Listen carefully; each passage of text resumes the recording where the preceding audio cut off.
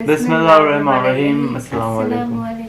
Welcome back to reaction channel guys. मैं हूं देवाशीष और ये हुपन। तो अगेन स्वागत है रिएक्शन चैनल में। और आज का वीडियो है अज़ीज़िल कौन था, स्टोरी ऑफ अज़ीज़िल, इब्लिस की कहानी, यह शैतान की कहानी, आई थिंक सो। तो चलिए वीडियो की तरफ चलते हैं और जानते हैं। इंसानों की पैदाइश से हज़ारों साल कबल का ज़माना, जब आसमानों में खुदा के एक मुकर्रब और चहीते बंदे की शोहरत आम थी। फरिश्तों को दर्स देने वाला उस्ताद जिसे अल्लाह ने बुलंद मकाम बख्शा था, लेकिन ऐसा क्या हुआ कि उसने खुदा से बगावत कर दी और दरबार इलाही से धुतकार दिया गया। हज़रत आदम अलैहिस्सलाम की पैदाइश से कबल आसमानों पर दो किस्म के मखलूक रहती थी, एक नूरी और दूसरी नारी।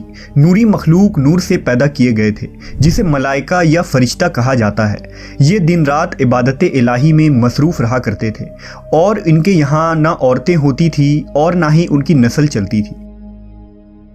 दूसरी मखलूक नारी यानी जिन्नात थे, जो आग से पैदा किए गए हैं। उनकी औरतें भी होती थीं और उनकी नस्ल भी खूब फैलती थी। खुदा ने उन्हें अपनी हम्द व सताइश करने के लिए बनाया था। ये सब अल्लाह के आसमानी लश्कर थे। वो इस मकसद के लिए बनाए गए ताकि अपने खालिक व मालिक को जाने, इससे शादमान हो, हमेशा तक उसकी खिदमत और इबादत करें। एक मुसलमान के ईमान बिल गैब का तकाजा है कि वो इन तमाम मखलूक़ात के बारे में जो कुछ कुरान और हदीस से साबित है, उस पर बिला किसी कमी व बेशी और शक के ईमान लाए। उन्हीं मखलूक में एक मुअज़्ज़िज़ हस्ती अज़ाज़ील था। अज़ाज़ील का मतलब है खुदा का अजीज़। उसे अल्लाह ने दहकते हुए आग के शोलों से पैदा किया था। हज़रत आदम अलैहिस्सलाम की पैदाइश से 144,000 साल पहले समूम जिन्नात की पैदाइश हुई। ये जिन्नात का बाबाए आदम था। समूम जिन को ज़मीन पर भेज दिया गया, जहाँ 300 साल गुजरने के बाद ज़मीन पर उसे अपनी नस्ल की जिन मुखालिफ मिली, जिससे उसने शादी कर ली और वक्त गुजरने के साथ कसीर तादाद में उसकी औलादें हुईं। इब्तदा में तो ये कौम जिन्नात अल्लाह के फर्मा बरदार और इताअत गुजार थे, लेकिन बहुत जल्द ये सरकश और नाफरमान हो गए। जब उनकी बदआमालियों की हद पार हो गई तो कसीर तादाद में जिन्नात ने मौत का जायका चखा और वो मर गए। इस दौरान जो नेक जिन्नात थे वो बाकी बच गए और उनकी नस्ल आगे बढ़ी। उन्हीं जिन्नातों में एक मशहूर जिन्नात जिन चलीपा था। चलीपा का चेहरा बब्बर शेर जैसा था। चलीपा निहायत ही कद आवर और बहादुर जिन था। उसकी बीवी का नाम तबलीस था, जिसका चेहरा भेड़िए की मादा की तरह था। वो अपने शौहर की तरह दिलेर और ताकतवर जिन थी। उसकी तमाम कौम पर उसने अपनी धाक बैठा रखी थी और कौम का बच्चा बच्चा चलीपा का एहतराम किया करता था। उनके यहाँ एक बच्चे की पैदाइश हुई जिसका नाम अज़ाज़ील था। अज़ाज़ील में अपने माँ और बाप दोनों की खुसूसियात शामिल थी, यानी वो निहायत ही सरकश, मक्कार, बहादुर और ताकतवर था। रिवायतों के मुताबिक कौम जिन्नात को दुनिया में बसाया गया और ये हज़रत आदम की पैदाइश से 50,000 साल कबल का ज़माना था। बहुत जल्द ये जिन्नात सरकश हो गए और खुदा के नाफरमान बन गए। जब झगड़े और फसाद से ज़मीन लर्जा उठी तो आसमान से फरिश्तों को हुक्म दिया गया कि जाओ और उन सरकश जिन्नात को मार फेंको। लिहाजा इस कायनात में पहली खूनरेज़ जंग हुई।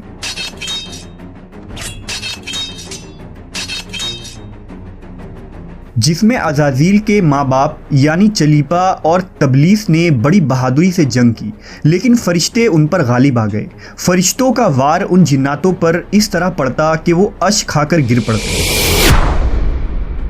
इसी जंग के दौरान अज़ाज़ील के माँ बाप मारे गए और कौम जिन्नात के सरकश जिन्नों को कैदी बना लिया गया। उन कैदियों में शहज़ादा अज़ाज़ील भी था। फरिश्ते जब उसे बारगाह इलाही में लाए तो उनको हुक्म हुआ कि अज़ाज़ील की बेहतरीन तरबियत करो।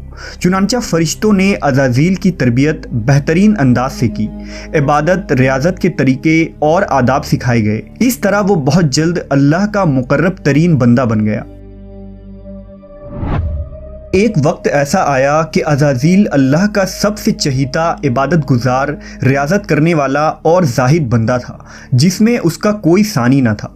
हिकमत और दानिश्वरी में भी उसे कमाल हासिल था। अज़ाज़ील अपनी इबादत और रियाज़त की वजह से इस दर्जे तक पहुंच चुका था कि उसे फरिश्तों का मुअल्लिम मुकर्रर कर दिया गया और आसमान वाले उसे आबिद कहकर पुकारने लगे।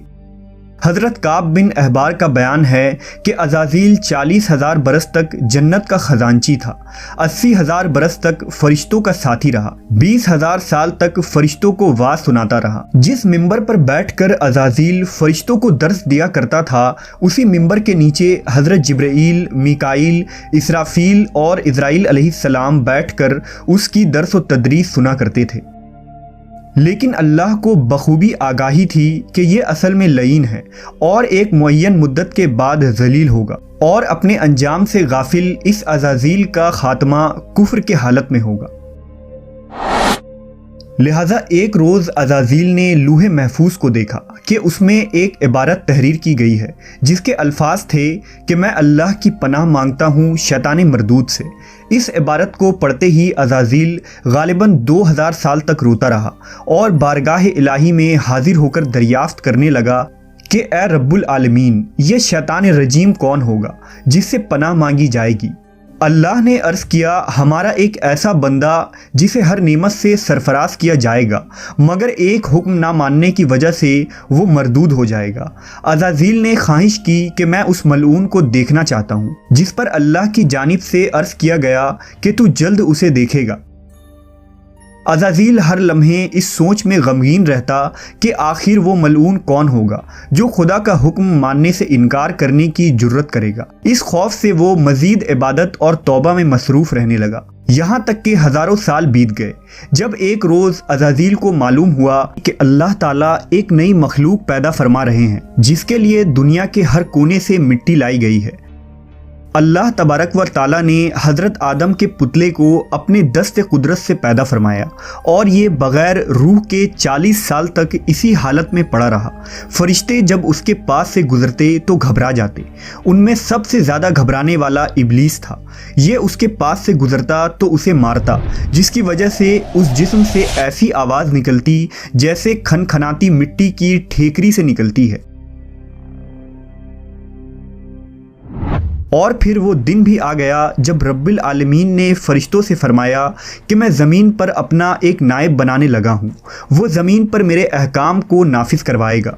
फरिश्तों ने अर्ज़ किया, ए पाक परवरदिगार, ये ज़मीन पर फसाद बर्पा करेंगे और ये आपस में खून रेज़ी करेंगे, जबकि हम तो दिन रात आपकी तस्बीह करते रहते हैं और आपकी पाकी बयान करते हैं। अल्लाह ने फरमाया, जो कुछ मैं जानता हूँ वो तुम नहीं जानते। फिर अल्लाह ने हज़रत आदम को तमाम चीज़ों के नाम सिखा दिए और उन्हें फरिश्तों के सामने पेश करते हुए फरमाया, अगर तुम सच्चे हो तो मुझे उनके नाम बताओ।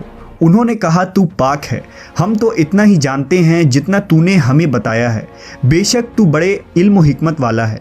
फिर अल्लाह ने फरमाया, ए आदम, उन चीज़ों के नाम बता दो। फिर हज़रत आदम ने उन्हें नाम बता दिए तो फरमाया, क्या मैंने तुम्हें नहीं कहा था कि मैं आसमानों और ज़मीन की छुपी हुई चीज़ें जानता हूँ, और जो तुम जाहिर करते हो और जो तुम छुपाते हो। फिर फरिश्तों को हुक्म दिया गया कि आदम को सजदा करो, लिहाजा उन्होंने सजदा किया, मगर अज़ाज़ील ने सजदा से इनकार किया। अल्लाह ने फरमाया, तुझे सजदा करने से किस चीज़ ने मना किया जबकि मैंने तुझे हुक्म दिया। वो कहने लगा, मैं इससे बेहतर हूँ कि तूने मुझे आग से बनाया और इसे मिट्टी से बनाया है। मैं ऐसा नहीं कि इस इंसान को सजदा करूं जिसे तूने सड़े हुए खनखनाते गारे से पैदा किया है। अल्लाह ने फरमाया, अब तू यहाँ से निकल जा, क्योंकि तू मरदूद हो चुका है और क़यामत तक तुझ पर मेरी फटकार है। अज़ाज़ील ने कहा, ऐ मेरे रब, मुझे रोज़े महशर तक की मोहलत दे दे। फरमाया, जा, मैंने तुझे मुतय्यन वक्त के दिन तक मोहलत दे दी। उसने कहा, मुझे तेरी इज़्ज़त की कसम, मैं उन सब को यकीनन बहकाऊँगा, उन पर हमला करूँगा, उनके आगे से भी और पीछे से भी, और उनके दाएं जानिब से भी और बाएं जानिब से भी, और आप उनमें से अक्सर को शुक्रगुजार नहीं पाएंगे। अल्लाह ने फरमाया, यहाँ से ज़लील व ख़ार होकर निकल जा। उनमें से जो शख्स तेरा कहना मानेगा, मैं उन सब से जहन्नम को भर दूँगा।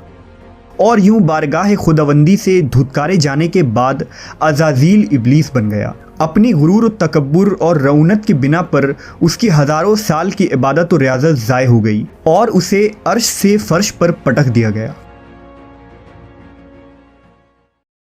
اسلام کے علاوہ دوسرے مذہبی کتابوں اور عقیدوں میں بھی ابلیس یا عزازیل کا ذکر ملتا ہے۔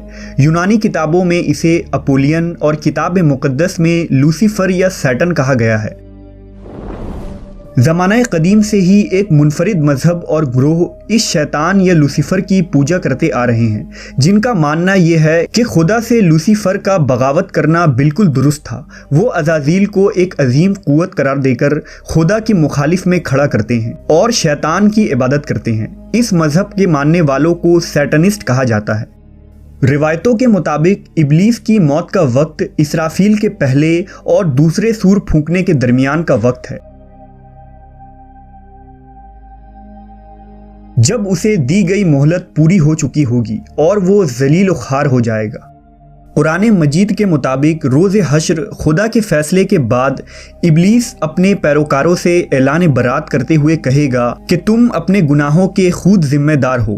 نیز وہ کہے گا کہ خدا نے تمہیں سچا وعدہ دیا تھا اور میں نے جو وعدہ تمہیں دیا تھا میں اس کی مخالفت کرتا ہوں۔